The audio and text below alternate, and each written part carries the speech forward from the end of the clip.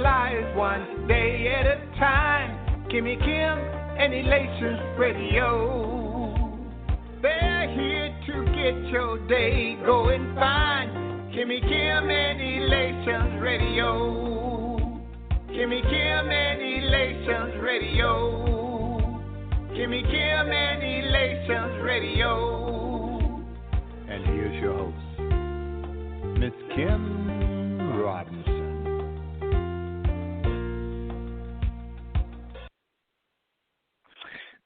This is Khadevis Robinson, and welcome to the Khadevis Robinson Challenge. Once again, I'm excited to be here. I'm excited to be bringing another show. And over the past couple of months, I have given you a lot of challenges, but also I've given you a lot of information on things that get in the way of you accomplishing your goals. And I also gave you some tips and some reminders on things that would help you accomplish your goals. Before I gave you the 5 types of people there are. You know, there's all different types of people, and there's things that those people do, and you have to recognize those types of people. You also have to recognize what type of person you are. What I want to do today is I want to give you 5 more types of people, and the reason I do that is so that on your journey to success, you'll be able to recognize some of these individuals, and maybe you'll be able to recognize some of these traits maybe in yourself, and figure out how to adjust, adapt those to your life, and to become maybe a better version of yourself. So the first type I'm going to speak about is the quitters. Now, this is the person who wants something for nothing. They come in with a lottery ticket mentality. They think that, you know, if they start something and being excited for a little while, and maybe even, you know, connected with a couple of people, that they're going to win big. They often talk the loudest about their commitment and impeding success, and they'll convince you that they're in it to win it. But shortly after they start something and they start to believe and invest in it, they quit. You know, then they disappear. You must understand that they're quitting on themselves and not you. Don't take it personally. It's just part of the equation. The second type of person I want to speak about is the caretakers.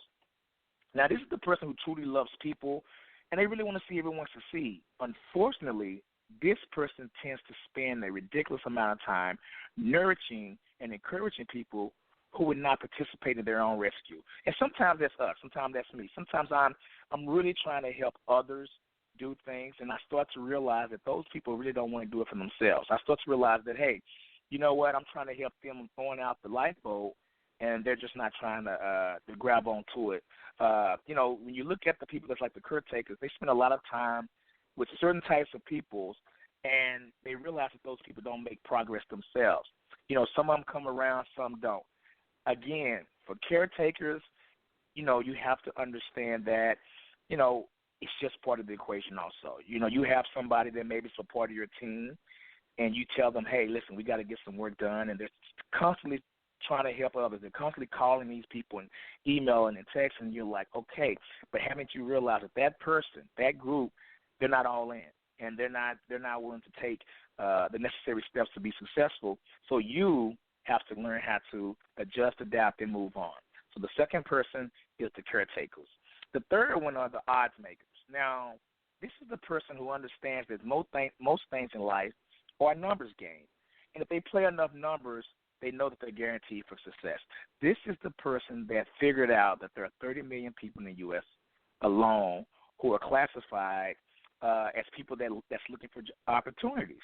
I mean, they're looking for opportunities to be super successful. They're looking for opportunities to improve their lives, and they're looking for opportunities to do things that's different, things different in their lives to become successful. And so the odds makers understand that they play the odds, that they get out there long enough and they try long enough, and they keep coming out time after time, failure after failure, and they don't give up. These odds makers know that their truth, they expose their knowledge, they expose their success, they expose their hard work and talent and vision to a small percentage of those 30 million, then, man, they're going to be extremely successful, you know. So you got to understand that there's people that are the odds makers, and if you're one of those, that's a good attribute to have, but you got to also know that you can't stay in that section. And then also the other odds makers you got to be wary of, because they're not those are the people that when it comes to some situations, it's not good to be an odds maker. You know, I think about a young man who's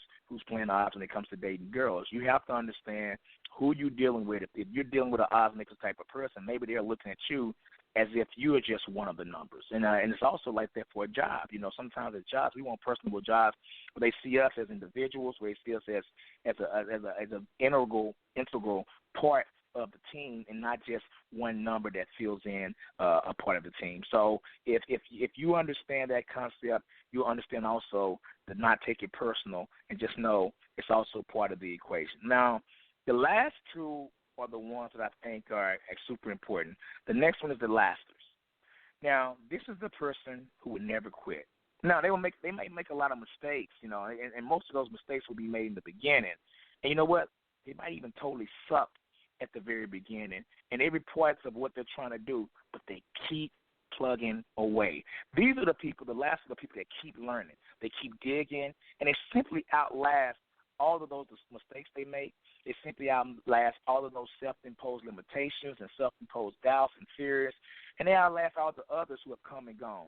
This person always achieves success. And the reason they achieve success is because they understand, just like the odds makers, that the law of averages kick in. You stay at something long enough, eventually you'll start getting better and better and better to the point to where you will succeed. But also, if you know, how can you lose if you don't quit? You know, you just learn. You know, so the lasters are the ones that last the longest, and those are the ones who just never quit. You want to position yourself and partner with powerful people that are like lasters, or you want to be yourself a laster, a person that never quits. And the last person I like to talk about is the masters. Now, the masters, this is the person that understands all of these types. This is the person that actually recognizes each of these types within. This is the person that sets their mark and goes about making it happen because they know they are the one. This is the person that brings up other leaders and teaches others to do the same. See, this is the person that understands that when you really look at what we're doing, when you really look at success, when you really look at life, when you really look at goals, it's really all an equation. You know, they figured out that 2 + 2 = 4, you know, and you just have to apply it over and over and over and over and over again because you know that the law will not change. You know that when you apply it, it will always reap results. You know that repetition is the mother of all skills, so you got to keep working hard, keep being committed, keep being positive, and keep partnering with powerful people.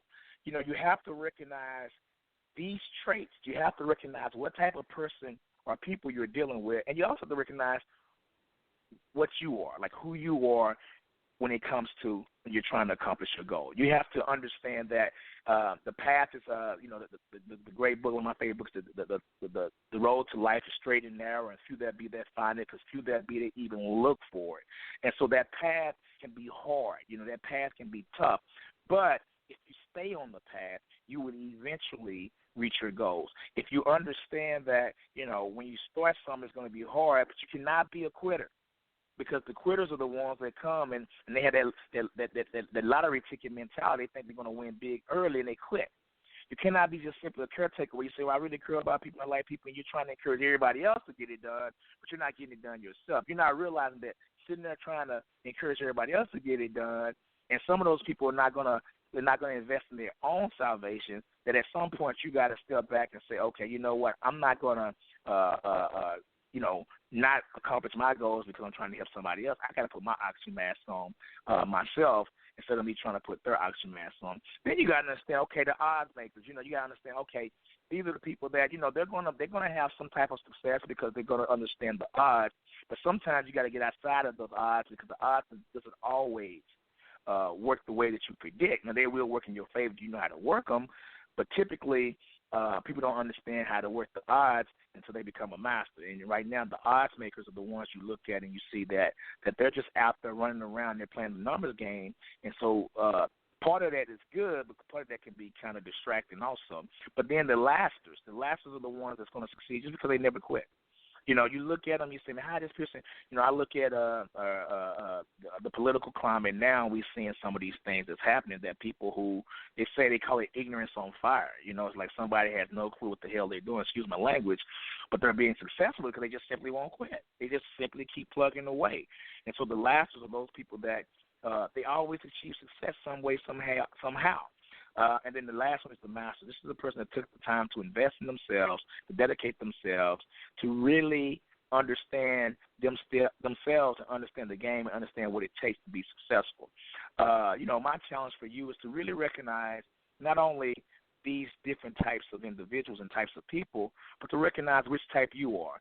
And if you're in one of those first three, I want you to start working on getting into those last two. And if you're already part of the last two, which is the last of the masters, here's what I'm going to ask you. I'm going to ask you to go out and say, I'm a Kappa, so a Kappa Alpha Psi, and it says each one reach one. I'm going to ask you to go out and find someone else and help them, but put a timeline on that help. In other words, if you're going to try to help somebody, but not to your own detriment, meaning that you go out there and you give them some advice and you give them some help, but once you realize that they're not able to help themselves, you must move on.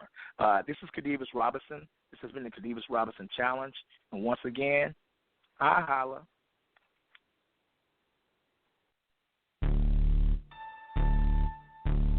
Yeah. God Squad, bruh. That life you living, man, you can't afford that. Nah. Yeah. Could've saved any soul, but you saved me. Yeah. My life's a game to the devil, so he played me. Life for the world so pricey, I hope you got the racks. But that money ain't gon' save you when them demons come attack. You can't afford that. They want your life and not your paper. Nope. But when Jesus put the bill, say see you later to them haters. That's real talk. I get in the whip, say a prayer, and then I feel lost. Had a talk with the Lord for real, y'all, and he told me demons still soft. Can't hang with the name of Jesus, so why would I complain? Stump the devil in my Adidas. Got Jesus on my brain, homie, get on my level, cause I'm on the winning team. But the Lord loves us. John 3:16, don't start no stuff. I don't care how it seems, we'll get the last laugh. Up in heaven with the king, my heart was empty. I'm so glad that Jesus filled the hole. Y'all, my God is in control. Say your soul, no Dr. Show. Can you bought me at a price? I can't afford that. Lord, you saved my life, so I ain't going back. Been in there at night. I can't afford that. I can't afford that. Look, you paid the cost to be the boss. I can't afford that. Hell's eternal loss. I can't afford that. Dying on the cross. I can't afford that. I can't afford that. Nah.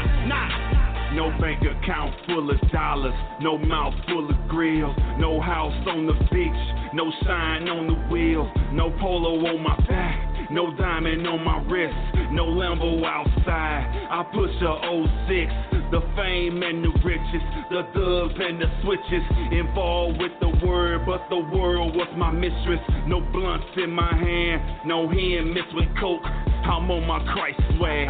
My friend is the ghost.